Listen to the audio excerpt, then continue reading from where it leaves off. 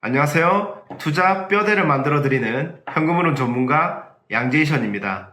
제가 3년간 경매 스터디와 오픈 톡방을 운영하면서 수백 명의 초보분들에게 경매를 알려드렸습니다. 제 권리 분석 강의를 들으신 분들은 너무 쉽다, 완벽하게 이해가 됐다라고 항상 말씀들을 하십니다. 여러분, 경매 권리 분석 일주일 만에 제가 마스터하게 도와드릴게요. 이거 경매 학원에서 4주에서 6주 동안 하는 강의 내용이거든요.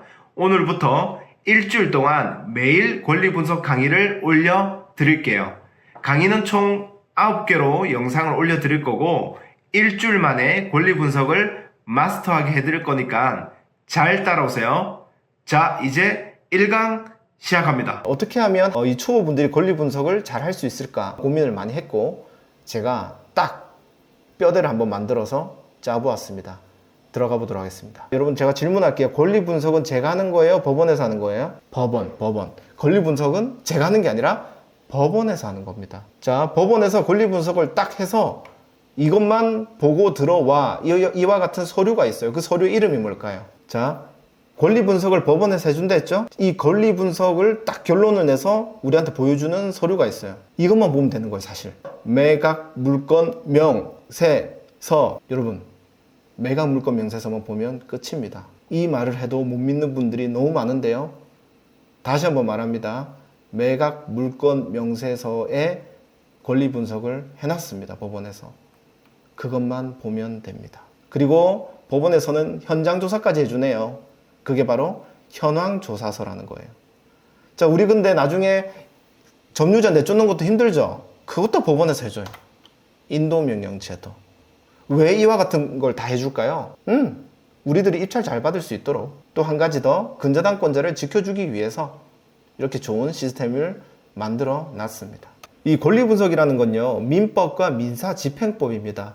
너무너무 복잡하고요, 정말 판례도 많고요, 그 읽어보면 전부 외계인 말이에요. 그거 우리 다 공부해서 할 수 있을까요? 나중에 점점 살을 붙여 나가면 돼요. 저도요, 뭐 다 알고 했겠습니까? 저 3개, 4개, 5개 낙찰 받는 동안 오늘 제가 여러분한테 알려드린 내용 정도밖에 몰랐어요. 그런데 다 했잖아요. 다 몰라도 되고요. 우리는요, 입찰자로서의 권리 분석만 알면 됩니다. 누구의 권리 분석만 알면 된다고요?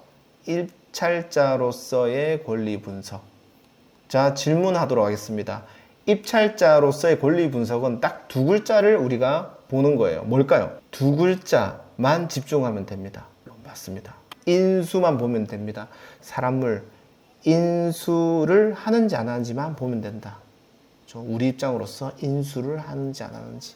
자, 그러면 인수는 어떤 인수가 있을까요? 2가지로 인수 종류가 있습니다. 첫 번째는요, 제3자의 권리를 내가 인수하는 거예요. 3자의 권리를 인수한다. 두 번째는요, 임차인의 보증금을 인수한다.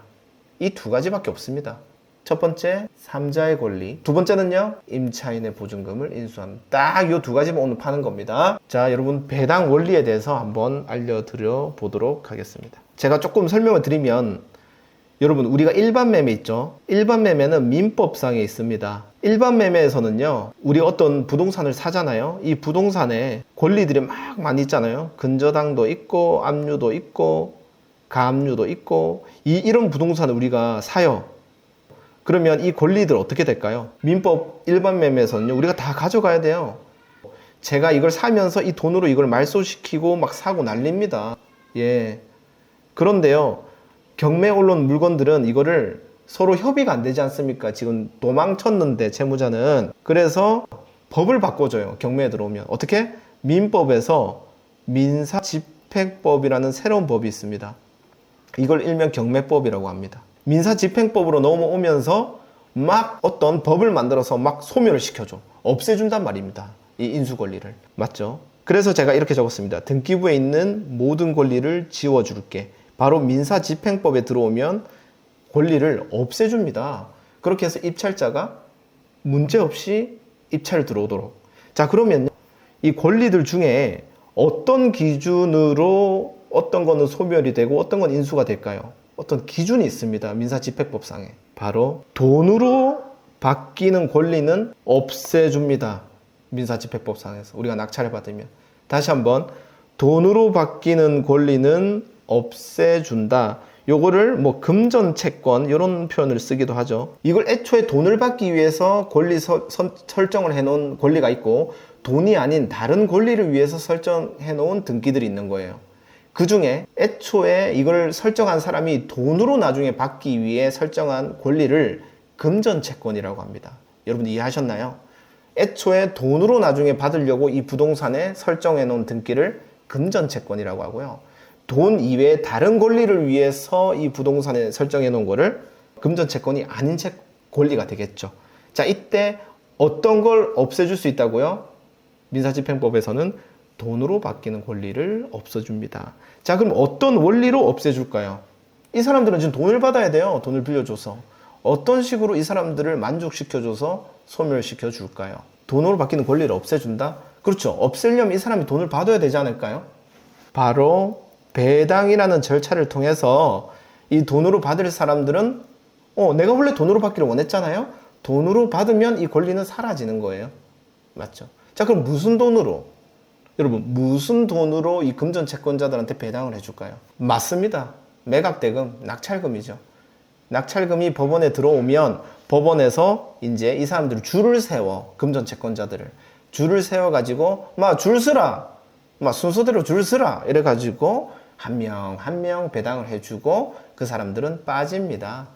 예, 여러분 질문 한번 해보도록 할게요. 예를 들어서 근저당권자가 이게 금전채권 중에 하나거든요.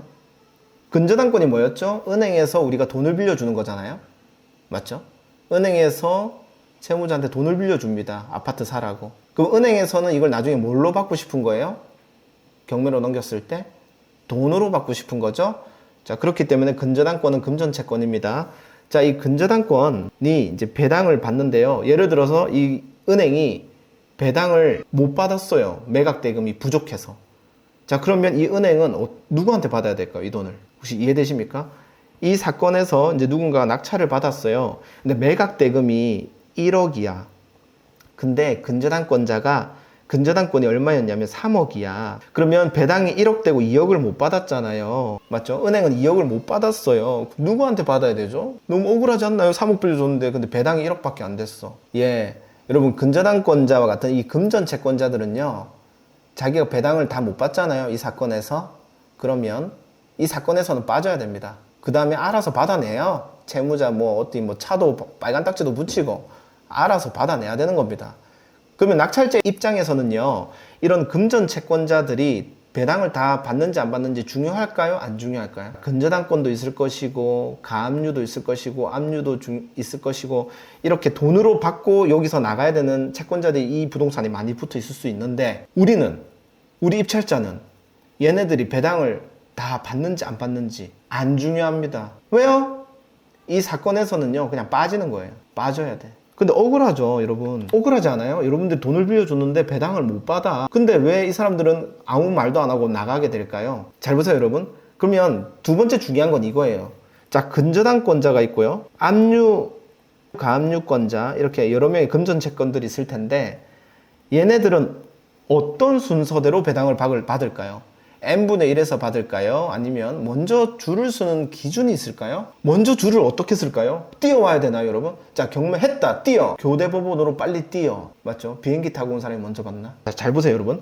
근저당권이 가압류는 어떤 일자가 있어요? 등기부에? 등기 설정 일자가 있죠. 맞죠? 등기를 먼저 한 사람부터 먼저 받는 겁니다. 등기를 늦게 하면 어떻게 될까요? 못 받을 수도 있다. 자, 그럼 이런 원리인 거예요, 여러분. 지금 근저당권, 압류, 가압류가 다 들어와 있어요. 1번, 2번, 3번으로. 자, 내가 이 사람한테 다시 돈을, 또 어떤 네 번째 어떤 사람이 나타나서 근저당권을 찍으려고 봤더니 어떻게 돼요? 등기부에 막 채권들이 많이 들어와 있어. 맞죠? 이걸 알면서도 이 사람이 돈을 빌려줬다.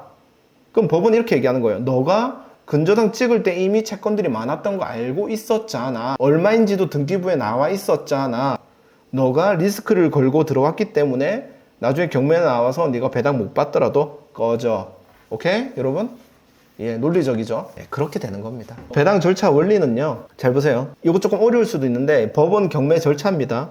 자, 누군가가 이제 경매 신청을 할 겁니다. 경매 신청. 예, 경매 신청을 하면 법원에서 이제 채권자들한테 알려요. 최고소 발송. 이게 뭐냐면 채권자들한테, 야, 너가 돈 빌려준, 너가 등기한 그 부동산 경매 나왔어. 그러면서 채고서에 뭐라 적혀있는 줄 아세요? 너 배당 받고 싶으면 배당 요구 신청해. 배당 요구 신청해. 이렇게 보내요. 자, 그러면 여러분 배당 요구 신청을 해야지 배당을 받을 수 있는 거예요. 채권자는. 자, 다시 한번 배당 요구 신청이라는 행위를 법원에 해야지만 이 금전 채권자들은 배당을 받을 수가 있어요. 자, 이때 due date가 있습니다. 배당 요구 신청을 언제까지 해? 그게 무슨 날일까요? 바로 배당 요구 종기일입니다. 여러분, 배당 요구 종기일 이전까지 배당 요구 신청을 해야지 금전 채권자들은 배당을 받을 수가 있는 겁니다. 아시겠죠? 자, 금전 채권자들이 또 누군가 있을까요? 우선 근저당권자가 있을 거예요. 두 번째, 가압류권자가 있을 거고요. 맞죠? 우리가 우선 많이 듣는 건 이거죠. 자, 이런 사람들이 배당 요구 신청을 배당 요구 종기일 전까지 하면 어떤 순서대로 배당을 받는다고요? 등기 설정일로 배당을 받고 다 못 받으면 어떻게 된다고요? 이 사건에서 get out. 딴 데 가서 받아. 너가 알아서 받아. 딴 데 가서. 이렇게 되는 겁니다. 자, 여기서 하나의 지식을 더 알려드리면 조금 복잡해지긴 하는데 몰라도 돼요. 이게 경매 신청을 하게 되면 이 사이에 어떤 과정이 있게 되면 경매 기입 등기라는 걸 쳐요, 법원에서. 이게 무슨 말이냐? 등기부 등본에 경매 기입 등기라는 걸 치면 우리나라 모든 사람들이 이 등기부 등본을 떼면 경매가 시작됐구나 이렇게 알 수 있게 경매 기입 등기라는 걸 치게 됩니다, 법원에서. 아시겠죠? 누군가가 경매 신청을 한다. 그게 받아들여지면 법원에서는 경매 기입 등기를 한다. 경매 기입 등기를 하고 나서 채권자들에게 배당 요구 신청을 하라고 한다. 그럼 채권자들은 배당 요구 종기일 전까지 배당 요구 신청을 한다. 그리고 배당 요구 종기일 다음에 이제 입찰 기일입니다. 맞죠? 배당 요구 종기일이 지나고 이제 입찰한 날이 되는 거예요. 입찰하게 됩니다. 아시겠죠? 그 다음에 우리가 이제 입찰하고 낙찰을 받고 잔금을 내게 됩니다. 법원에 모든 매각 대금을 내게 되면 4주에서 7주 사이에 뭐가 잡힌다? 배당 기일이라고 잡힙니다. 이 배당 기일날 금전 채권자들이 다 와서요, 이날 배당을 받아가면서 경매 사건은 종결되게 됩니다. 다시 경매 신청이 들어오고 기입 등기를 치고 그 다음에 배당 요구 신청을 채권자들이 하고 배당 요구 종기일 전까지 그 다음에 입찰을 하게 되고 낙찰자가 잔금을 내면 4주에서 7주 뒤에 배당 기일이 잡히고 이날 배당을 다 받아간다. You can do it. Nice.